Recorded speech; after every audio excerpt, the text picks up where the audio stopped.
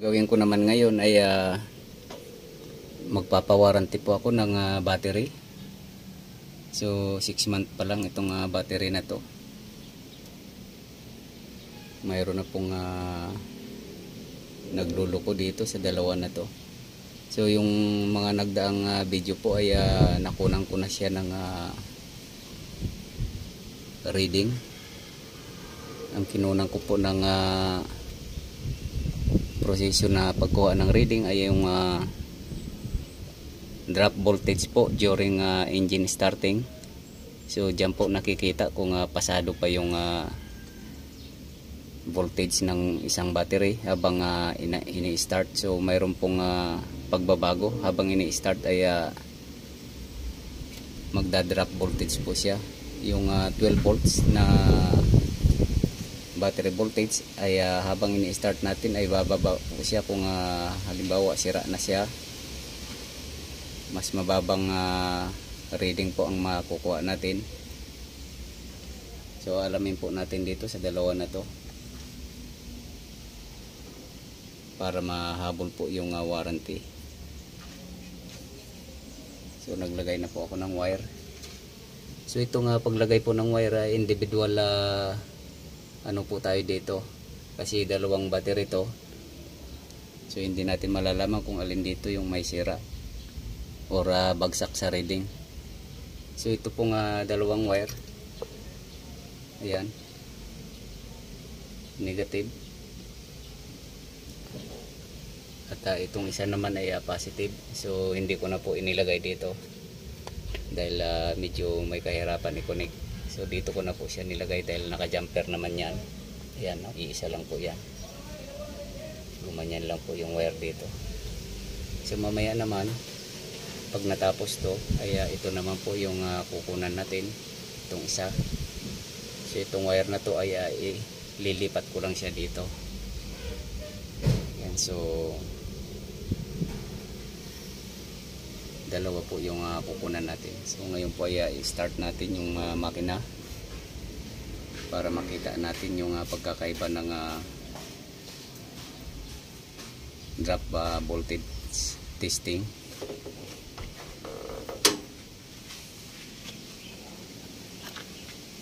So yung reading po na kukunan natin dito ay dapat wag po siya bumaba ng 10 volts. Yung voltage testing natin na magda-drop siya.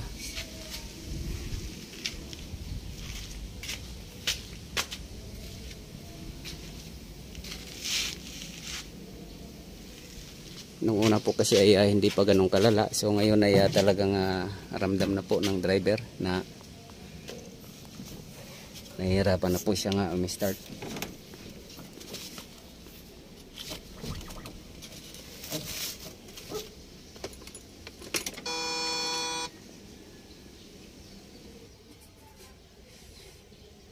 Dito ay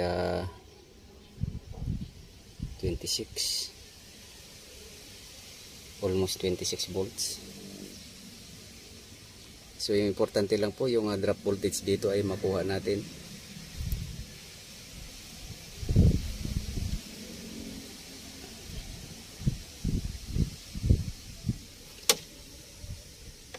Dito po siya ay 13 volts. Ayan. So start po natin. So tandaan po natin pag bumaba po ng 10. So yan po ay 13 siya. 13 volts. So kailangan po wag po siyang lumampas sa 10 na yan. Yung guhit na yan. Ayan. So kapag bumaba po siya, pumunta rito 8 or 7, 9. So i-apply na po natin ang warranty. So start ko po siya.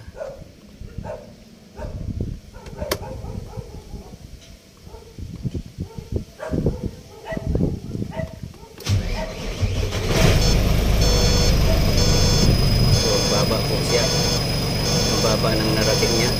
So halos dito po siya sa 7.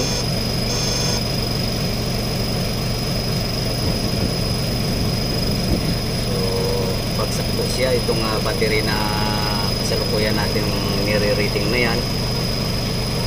So consider po na pwede po nga i-apply sa under warranty siya. So papalitan po siya ng bago na wala siyang bayad.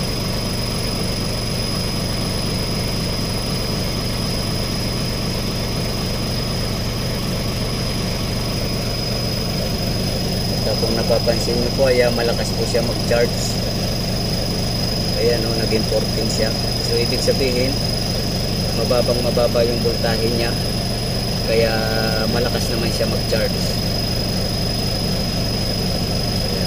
Kabaliktaran po siya. Kapag umi-start na yung makina, siyempre po mag-charge po yung battery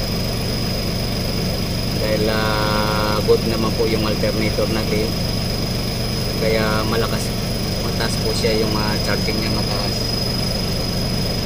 So lilipat po tayo doon sa isa para malaman natin yung comparison.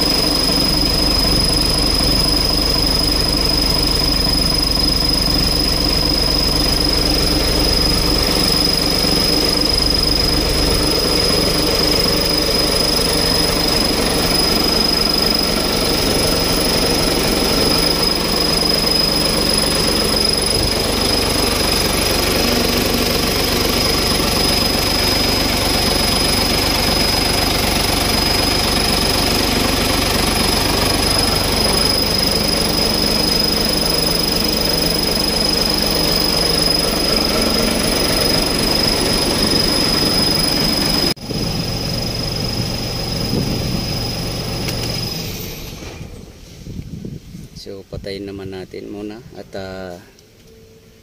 mag-start naman po tayo mag-reading ng itong isa. So yung isa po ay bagsak siya at almost 7 or 8 po yung pagbaba ng voltage niya. So instead na aabot lang po siya ng 10 volts ay bumaba po siya ng halos 7 or 8 voltage. Yun po naging drop voltage niya. So bagsak po siya sa reading niya.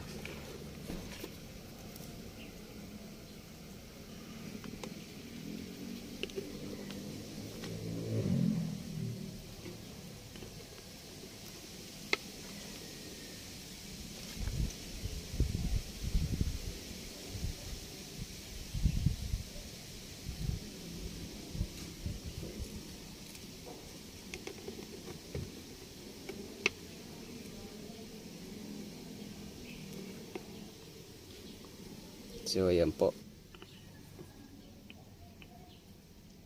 So dalawa po silang so yung reading po niya dito ay 13 volts.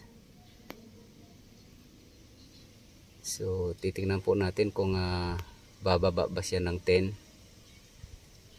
So yung isa ay masyadong mababa po, dito po siya nakarating sa gitna. At i-start po natin. Kasi pagpipilian po natin kung alin yung i-apply po natin ng warranty sa dalawang battery na yon. So hindi porket mapapaandar po natin ay okay po yung battery. So isa po sa kanila ay mayroon po siyang problema dahil pagdating po ng magdamag yung standby ng sasakyan ay isa po ay bumababa na po yung battery at wala na po laman na voltahe. So start po tayo.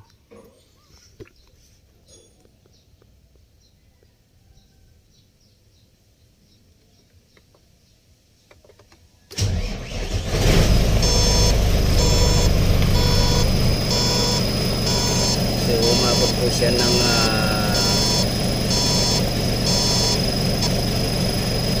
10. siya. So pasado pa po siya.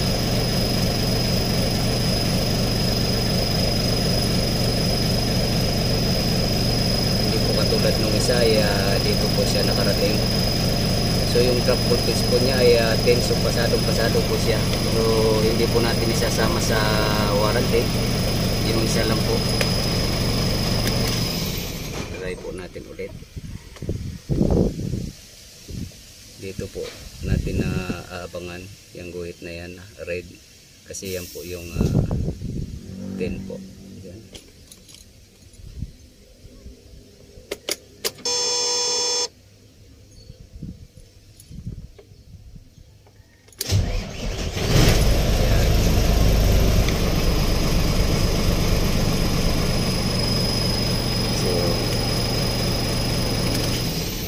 So ayos po yung isa.